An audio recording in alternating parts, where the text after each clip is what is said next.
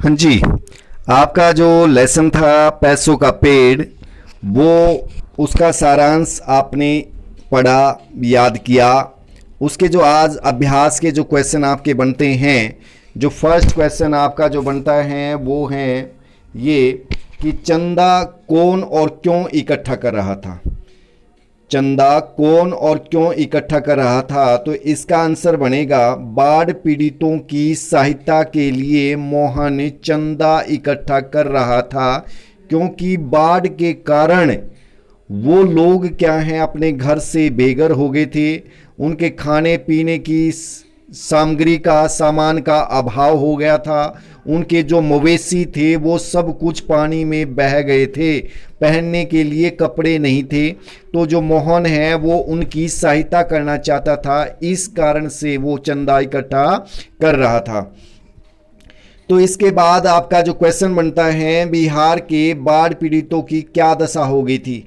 बिहार में बहुत ज़्यादा बाढ़ आ गई थी। तो बाढ़ आने से वहाँ के जो हालात थे, जो लोगों की जो दशा थी, वो इस प्रकार से हो गई थी। वो लोग क्या है अपने घरों से बेघर हो गए थे। खाने के लिए एक भी दाना नहीं था, पहनने के लिए कपड़े नहीं थे, अर्थात उनकी जो हालत है वो बदतर हो गई थी। इसके बाद आपका नेक्स्ट क्वेश्चन बनता है, मोहन के दोस्तों ने चंदा न देने से कौन से तर्क दिए। तो मोहन के दोस्तों ने चंदा न देने के तर्क दिए। एक ने कहा कि हमारे पास पैसे नहीं है, दूसरे ने कहा ये बाढ़ पीड़ितों की सहायता करना सरकार का काम है। ठीक है जी, जो आपका जो बाढ़ पीड़ितों की सहायता करना सरकार का काम है। तीसरे ने कहा कि ठीक है हमारे माता पिता हमारे को क्या है चंद पैसे नहीं देते। इस प्रकार उन्होंने तर्क दिए। 3 क्वेश्चन हो गए आपके। ठीक है जी। इसके बाद आपका जो है फोर्थ क्वेश्चन है। फोर्थ क्वेश्चन, ये फोर्थ क्वेश्चन क्या है, सभी बच्चे गमले में पैसे बोने के लिए तैयार क्यों हो गए।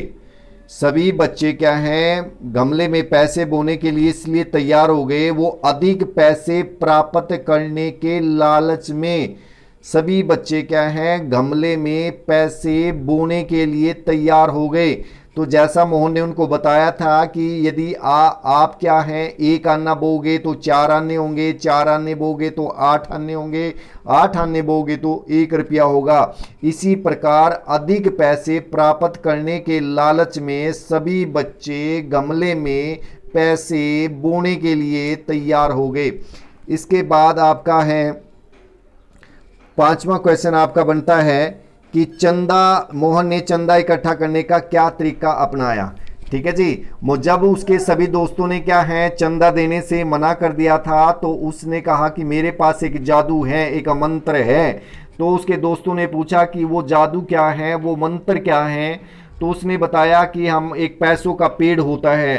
ठीक है जी, जितने हम पैसे बोएंगे तो वो पेड़ उगेगा, उससे उसके डबल पैसे उस पर लग जाएंगे। ठीक है जी।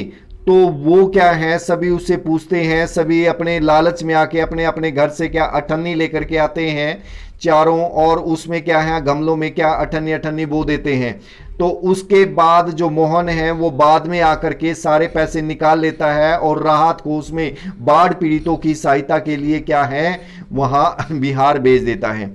इसके बाद आपका नेक्स्ट क्वेश्चन है, आपके विचार में मोहन द्वारा अपनाया गया चंदा इकट्ठा करने का तरीका उचित है या अनुचित है। आप पाठ के अनुसार नहीं, आपके अनुसार। हमारे अनुसार जो मोहन ने जो चंदा इकट्ठा करने का जो तरीका इस्तेमाल किया वह अनुचित है, क्योंकि हमें कभी भी किसी से झूठ नहीं बोलना चाहिए, झूठ का सहारा नहीं लेना चाहिए। जो व्यक्ति अपने जीवन में झूठ बोलता है वह जीवन में कभी भी कामयाब नहीं होता। धन्यवाद।